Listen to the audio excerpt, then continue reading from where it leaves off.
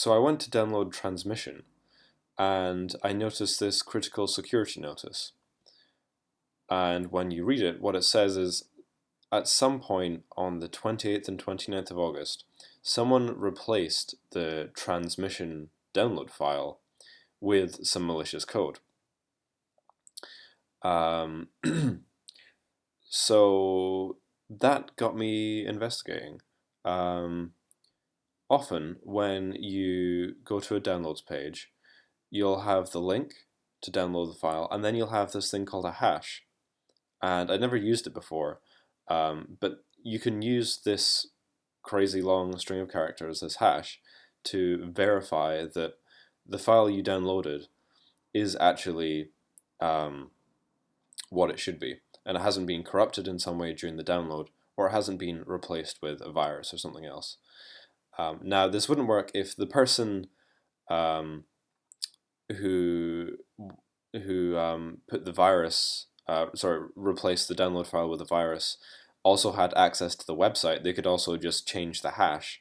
So in that case, it wouldn't work. But if you do this, it's a little bit more, that added level of security. So anyway, how do we compare the hashes with the file we downloaded and the ones here? So I'm just going to click on this hash, and I'll double click it to highlight the entire thing, and Control-C to copy. Now I've already downloaded the file on my desktop here. So on Mac we're going to open Terminal. On a modern version of OS 10 you press Command space to open Spotlight, and then just start typing Terminal and hit Enter to launch it.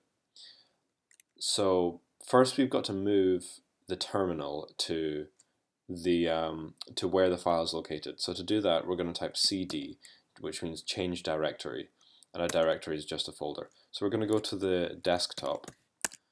So now we're in the desktop folder or directory, and if I type ls, you can see we've got the file we want to check here, transmission. So the way we're going to check it is use a program called SHA-SUM, SHASUM. And now I'm going to start typing transmission. It is case sensitive, but once you get the first couple of letters, you can press tab and it auto-completes it for you. Now, there are different types of hashes used. The one used here is a SHA-256. So I'm going to type -A for algorithm and 256. You could also do SHA-1, or there are a few other kinds. Anyway, so SHA-SUM, the name of the file, -A and 256. And so now it's spewed out this string. And how do we actually, this is the hash of the transmission.dmg, but how do we actually compare them? An easy way to do that is to press Command F, which brings up the find window. And so I already copied the hash in.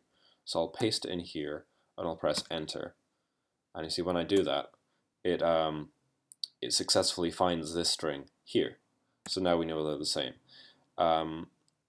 If, for example, I were just to change this 2 to a 1, say, and then press enter, it's not flashing in yellow, and it's giving me a blurping sound. One thing you should be aware of is if the hash is exactly the same, but then it's, say, 1 character shorter. So if I remove the 3 on the end and then press enter, it's still going to match it, but we know there's a problem because you see it hasn't highlighted the entire thing. So this 3 on the end is missing.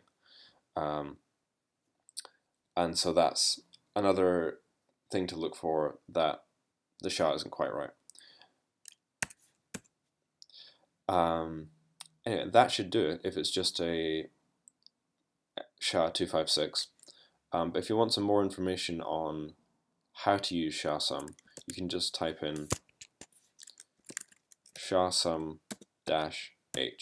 and press enter. and it's going to bring up some text here, and so you can read that.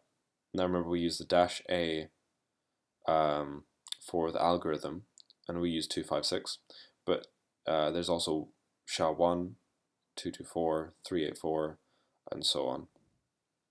And then there are a few other options here which you can explore in your own time. But for the basics, SHA-SUM -a, whatever type of thing you want to use, and then the name of the file.